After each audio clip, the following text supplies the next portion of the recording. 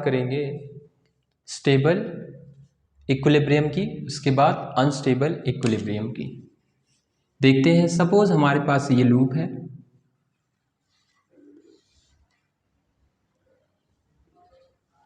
ये लूप था, ये हमारे पास लूप है, इसका हमने, ये हमारे पास लूप ऐसा कुछ रखा हुआ है।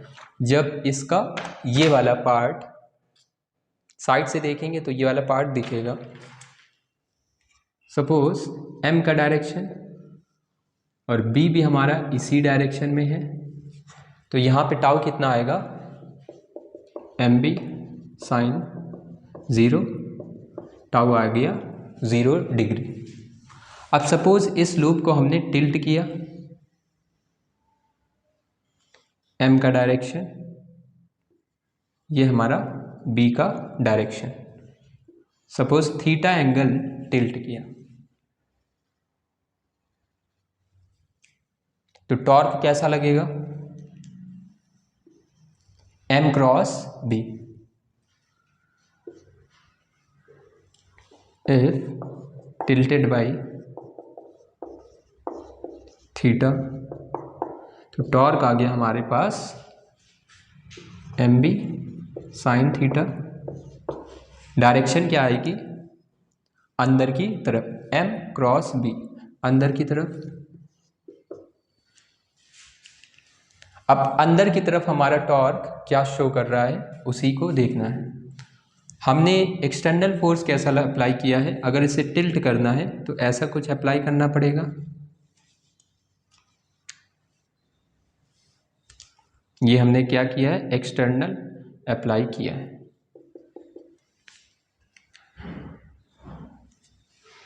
इस एक्सटर्नल की वजह से टॉर्क कैसा था, बाहर की तरफ। इस m क्रॉस b की वजह से टॉर्क कैसा है, अंदर की तरफ। Due to external force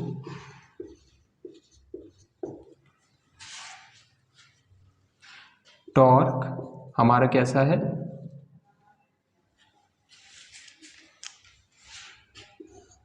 outside, torque हमारा बाहर की तरफ है।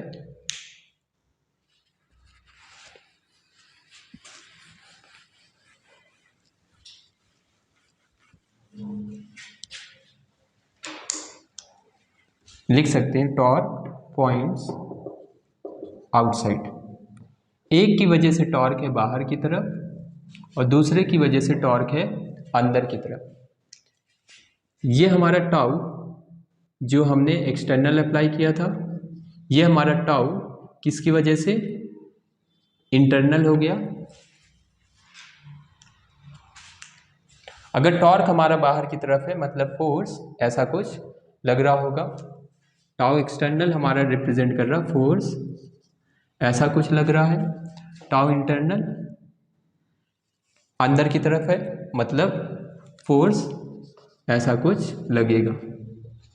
तो हमें दिख रहा है इस लूप में, जब लूप हमने एक्सटर्नल फोर्स लगा के टिल्ट किया तो एक इंटरनल टॉर्क लगा जिसकी वजह से लूप वापस से अपनी ओरिजिनल पोजीशन में आना चाहता है। Due to this tau mb sin theta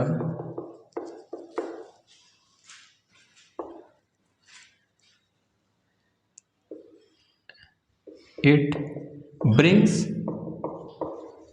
back the loop to its original position। इसी इक्विलिब्रियम को, मतलब हमारा अगर हमने ऐसा कुछ बेंड किया तो टॉर्क लग गया, वापस से इक्विलिब्रियम पोजीशन पे।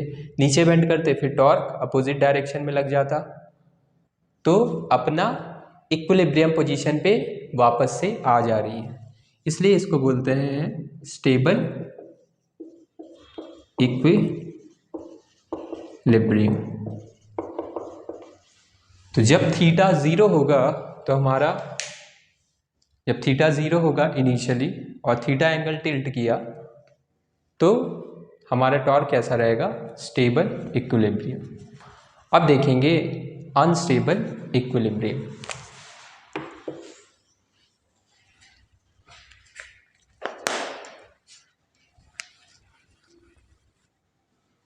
इसको नोट कर सकते हैं।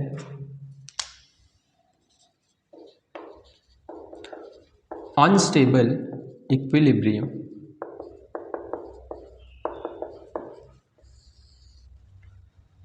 तो इनिशियली हमारा, अब सपोज m बार का डायरेक्शन है ये और b बार का डायरेक्शन है इस तरफ।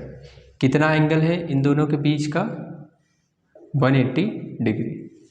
तो tau equal to M B sine 180। अभी भी टॉर्क हमारा कितना आएगा, 0। अब सपोज फिर से हमने वही काम किया, इसके इक्विलिब्रियम को डिस्टर्ब किया। इसके इक्विलिब्रियम को डिस्टर्ब करेंगे, अगर अपनी ओरिजिनल पोजीशन पे आ जाता है तो स्टेबल था, नहीं आ पा रहा है तो अनस्टेबल। तो दूसरे केस में हमने क्या किया,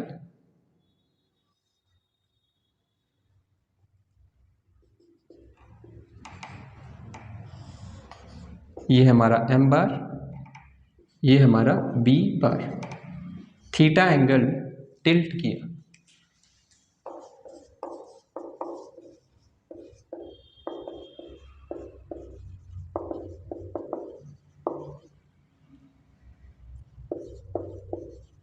तो जैसे ही हमने थीटा एंगल टिल्ट किया, अब क्या लगेगा, टॉर्क कितना आएगा, m क्रॉस b से, या फिर एम बी साइन थीटा इसकी वैल्यू। और ये टॉर्क कैसा आएगा, m क्रॉस b। टॉर्क कैसा आ रहा, बाहर की तरफ। तो tau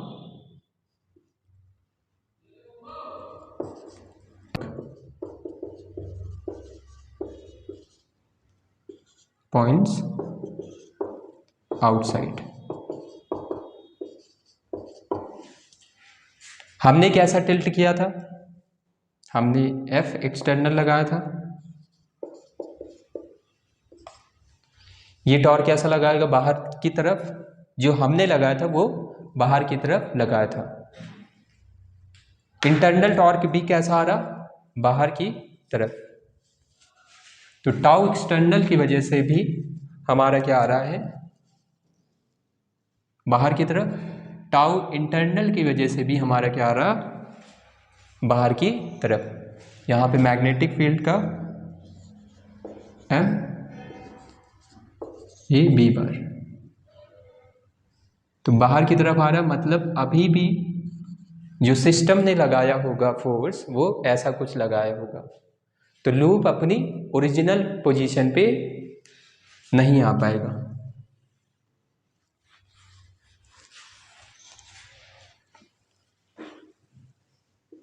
So loop does not comes to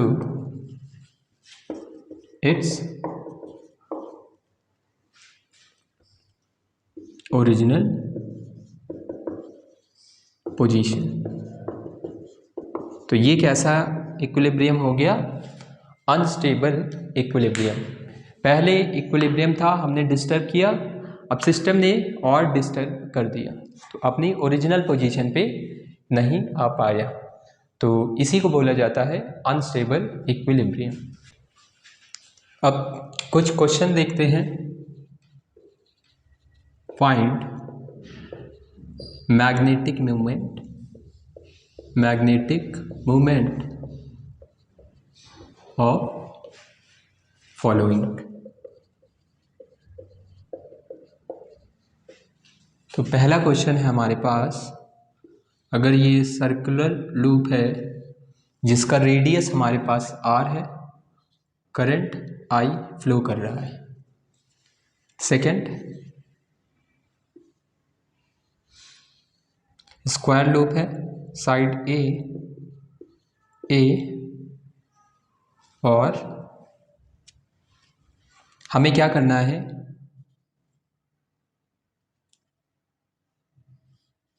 ये हमारा एक्स एक्सिस, ये हमारा वाई एक्सिस, वेक्टर फॉर्म में रिप्रेजेंट करना है इन जो भी हमारा आंसर आता है। यहाँ पे करंट सपोज है ऐसा कुछ। थर्ड क्वेश्चन है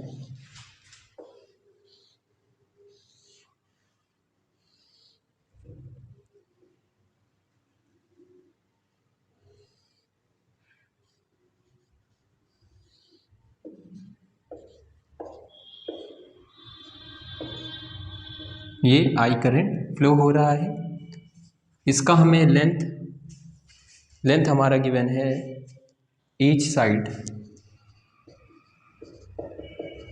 इक्वल टू ए। सपोज हर एक साइड ए है,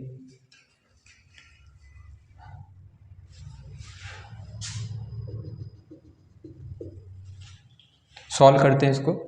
पहला क्वेश्चन है हमारा मैग्नेटिक मोमेंट फाइंड करना है। तो मैग्नेटिक मोमेंट क्या होगा, आई इंटू ए बार, एरिया का डायरेक्शन करंट के अलॉन्ग हमने कर्ल किया, तो मैग्नेटिक मोमेंट कैसा आ रहा, ऊपर की तरफ।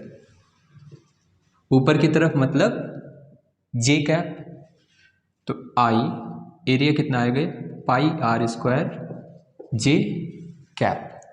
तो ये आ गया magnetic moment of this coil. इसका कितना आ जाएगा, करंट ऐसा है, मैग्नेटिक मोमेंट नीचे की तरफ, तो एम हमारा आ गया नीचे की तरफ मतलब माइनस जे कैप आई इंटू इसका एरिया, आई इंटू एरिया कितना आएगा, ए into A square minus J cap हमारा आंसर। अब देखते हैं इसका, सबका साइड ए है, इसको कैसे सॉल्व करेंगे। इस वाले लूप को अगर हम देखें, हमने क्या किया, एक इमेजिनरी वायर लिया और यहाँ पे ज्वाइन कर दिया, इस ऊपर वाले की वजह से करंट, यहाँ पे हम क्या करेंगे, नया डायग्राम बना लेते हैं, दो लूप ले लेते हैं, एक की वजह से लूप, यहाँ पे करंट ऐसा कुछ आएगा और दूसरा हमारा करंट ये वाला डायरेक्शन ऐसा है। तो दिख रहा है ये जो इमेजिनरी वायर लिया है, इस पे एक बार करंट इधर की तरफ है, दूसरी बार अपोजिट डायरेक्शन में। तो नेट करंट इस वायर पे कितना रहा, 0। नेट करंट 0 रहा, तो हमारा इमेजिनरी वायर लेने से कोई भी फर्क नहीं पड़ा उस लूप को। इस वाले लूप की वजह से मैग्नेटिक मूवमेंट कैसा आएगा, अंदर की तरफ, तो m equal to I into A square कैसा आ रहा, अंदर की तरफ। इसकी वजह से कैसा आएगा, अंदर की तरफ मान लेते हैं हम x y और z। अंदर की तरफ मतलब कितना हो गया, माइनस के कैप, माइनस के कैप।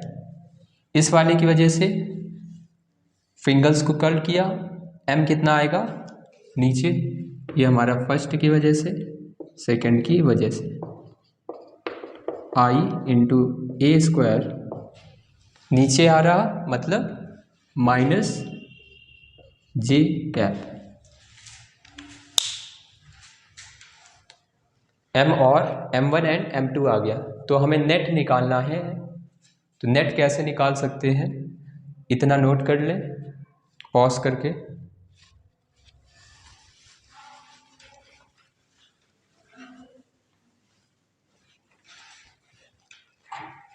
तो एक मैग्नेटिक मूवमेंट है हमारा m1 जो माइनस के की तरफ है, और एक हमारा माइनस जे कैप की तरफ है। तो दोनों के बीच में एंगल कितना हो गया, 90 डिग्री। तो m नेट हम लिख सकते हैं root of m1 square plus m2 square. इसका मैग्नीट्यूड। m1 और m2 का वैल्यू सेम है तो √2 m आ जाएगा, तो √2 IA² हमारा आंसर।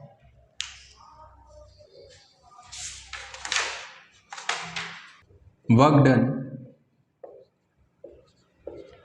इन rotating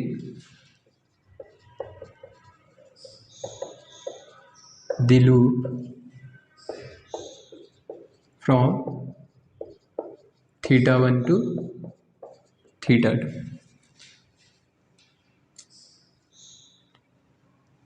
अब यहाँ पे लंबा सा है कि work done in rotating the current carrying loop. अभी जो हमने करंट कैरिंग लूप निकाला था, अगर ये मैग्नेटिक फील्ड में रखा हुआ है तो यहाँ पे हमारा टॉर्क कितना आया था, mb sin थीटा।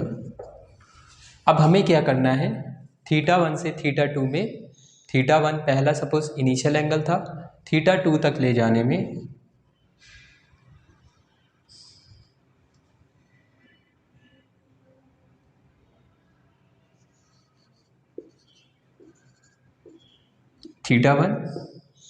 θ1 से हमें क्या ले जाना है, θ2 एंगल तक कितना वर्क लगेगा।